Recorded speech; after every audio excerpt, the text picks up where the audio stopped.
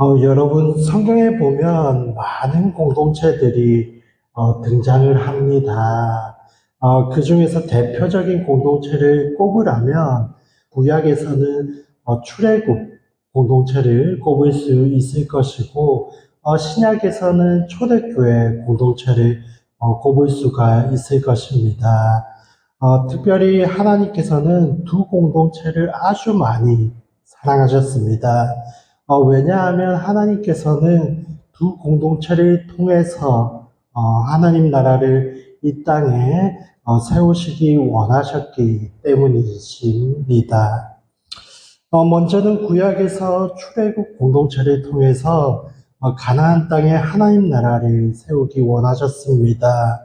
440년 동안 이제 이집트에서 종살이하던 이스라엘 백성들을 출애굽시키셔서 그들을 또 광야에서 40년 동안이나 훈련시키셨습니다.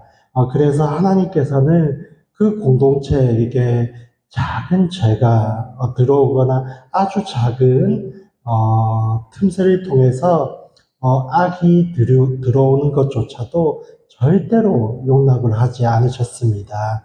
그래서 하나님께서는 굉장히 엄격하게 하시는 것을 우리가 그동안에 여호수아서를 통해서 볼 수가 있었습니다. 특히 여리고성에서 이제 아간의 범죄 같은 그 사건만 보더라도 절대로 그냥 넘어가지 않으셨습니다.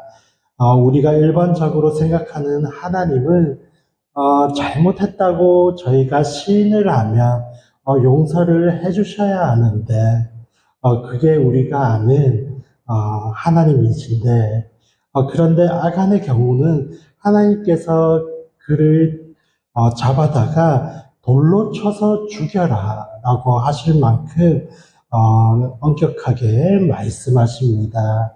여러분 왜 그러셨을까요? 사랑의 하나님이신데 왜냐하면 하나님 나라를 이루어가는 그 공동체의 순수성을 유지하기 위해서 그러신 것입니다.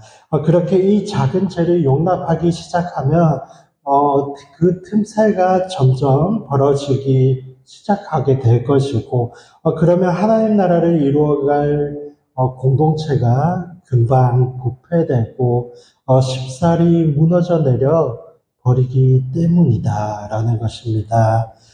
초대교회 공동체도 마찬가지였습니다. 하나님께서 교회를 처음 세우실 때에 아나니아와 삽비라 사건이 일어나죠. 아나니아와 삽비라가 자기 밭에 판 돈의 일부를 가져오고 내 돈의 모든 돈을 가지고 헌금을 했다라고 거짓을 말합니다. 그러니까 밭을 판 돈의 일부를 가져왔다라고 한 것이죠. 여러분, 그런데 사실 교회를 위해서 자기 소유를 팔아서 그 일부라도 헌금을 했다면 이거 너무 잘한 일이 아닐까요? 네. 그런데 여러분, 아나니아와 삽비라가 어떻게 되었습니까? 하나님께 거짓을 말했다는 이유로, 성령을 속였다는 이유로 아나니아도 죽게 되고 삽비라도 죽게 됩니다. 생각해보면 조금은 칭찬받을 일도 있는데, 네, 인간적으로 생각해 볼 수 있지 않을까요? 굳이 이렇게까지 하셔야 하나 할 정도로 엄격하게 다루신 것을 볼 수가 있습니다. 그것도 사랑의 하나님이 말입니다. 여러분, 왜 그러셨겠습니까? 마찬가지입니다. 교회가 처음 세워질 때, 작은 악이나, 작은 죄를 용납하기 시작하면 그 악과 그 죄가 나중에 걷잡을 수 없을 정도로 큰 범죄가 되기 때문이기 때문입니다. 그렇기 때문에 작은 것을 간과해서는 결코 안 된다. 절대 안 된다. 하나님 나라 공동체를 만들어 갈 수 없다라는 하나님의 말씀이신 것입니다. 오늘 우리가 읽은 본문에 보면 요셉 자손들, 곧 므낫세 지파 에브라임 자손들이 분배를 받은 땅에도 그들이 쫓아내지 못한 족속들이 나오게 됩니다. 우리 10절 말씀을 다시 한번 읽어보도록 하겠습니다. 10절입니다. 시작. 그러나 그들이 게셀에 사는 가나안 사람들을 쫓아내지 못했으므로 오늘날까지도 가나안 사람들이 에브라임 사람들 가운데 살면서 노예가 돼 힘든 일을 감당하고 있습니다. 네, 여러분, 이 말씀에 쫓아내지 못하였으므로 라고 하는 이 표현은 사실 어떻게 보면 쫓아내지 않았다고 볼 수가 있습니다. 쫓아내지 아니하였으므로 굉장히 고의성이 짙은 표현인 것입니다. 그러니까 일부러 안 쫓아냈다라는 것입니다. 왜냐하면 이스라엘 백성들은 노예 생활 430년, 그리고 광야 생활 40년, 그리고 전쟁 기간을 한 5년 정도 이렇게 잡아서 합이 475년 정도 됩니다. 이 오랜 기간 동안 단 한 번도 농사라는 것을 지어본 적이 없는 민족이었습니다. 그러다 보니 하나님께서 가나안 원주민들을 다 쫓아내라고 말씀을 하셨는데 그 이후에 하나님 나라를 건설하라고 명령을 하셨는데 이 가나안 원주민들을 남겨두었던 것입니다. 그렇다면 왜 이들을 남겨두었을까요? 왜냐하면 그들을 농사를 대신할 노동력으로 남겨둔 것입니다. 그래서 그들에게 농사 짓는 법을 배우게 됩니다. 언제 씨를 뿌려야 하는지, 그리고 어디에서 어떤 식으로 농사를 지으면 좋을지, 그 땅의 지형지물을 어떻게 이용해야 하는지, 이걸 누구보다 잘 아는 민족이 가나안 사람들 아니겠습니까?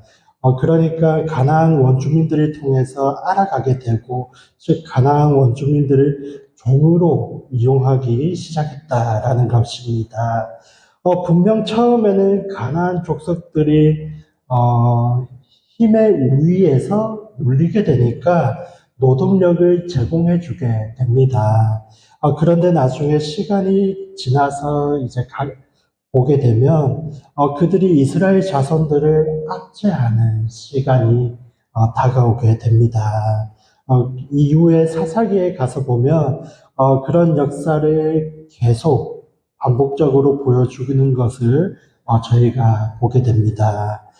가나안 족속들, 즉 쫓아내지 못한 족속들, 쫓아내지 않은 족속들, 가시가 되고 그리고 이후에 올무가 되어서 이스라엘 백성들에게 크나큰 고통을 안겨주더라라는 것을 보여주게 됩니다.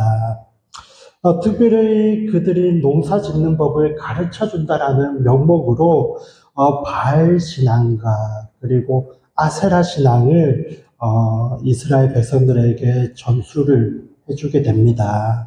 농사를 잘 지으려면 여러분 이 신을 믿어야 됩니다라고 하면서 그 신앙을 전수해 주는 것이죠. 그래서 이렇게 남겨놓은 가나안 사람들이 이스라엘을 그렇게 고통받게 했던 우상숭배의 숙주들이 되는 것입니다. 여러분, 그렇다면 이후에 그 큰 고통을 받게 되는 이스라엘의 큰 고통들이 어디서부터 시작이 된 것입니까? 아주 작은 것에서부터 시작되었더라라는 것입니다. 그러므로 사랑하는 여러분, 오늘날 우리의 삶을 돌아보면서 나는 사단 마귀로부터 이 작은 것의 틈을 내어주고 있지는 않은지 다시 한번 우리의 삶을 점검해 보시는 귀한 은혜가 있기를 바랍니다. 이 정도는 괜찮겠지 하는 것을 계속적으로 용납하다 보면 우리는 나뿐만 아니라 내가 속한 공동체, 나의 가정, 그리고 우리 교회 공동체까지도 이 죄와 악에 잠식될 수가 있다라는 것을 꼭 명심하시기 바랍니다. 사랑하는 여러분, 하나님께서 사랑하시는 우리 자신과 그리고 또 우리 가정, 그리고 우리 교회 모든 공동체의 작은 악이라도 용납하지 마시고 정신 바짝 차리시고 네, 오늘도 정신 바짝 차리시고 네, 깨어서 말씀을 묵상하시고 그리고 기도하심으로 이겨내셔서 그리고 그 틈을 막아내셔서 하나님께서 원하시는 공동체, 가정과 그리고 교회 그리고 하나님 나라를 이 땅에 세워나가시는 저와 여러분이 되시기를 간절히 축원드립니다. 기도하도록 하겠습니다. 사랑하는 주님, 오늘 말씀을 통해서 아주 작은 틈이 얼마나 큰 영향력으로 우리의 삶을 무너뜨리는지에 대해서 깨닫게 해주시니 감사합니다. 주님, 아주 작은 것에도 소홀하지 않는 우리들의 삶이 되게 하여 주옵소서. 아주 작은 틈도 죄와 악을 열어주지 않는 우리들의 하루가 되게 하여 주옵소서.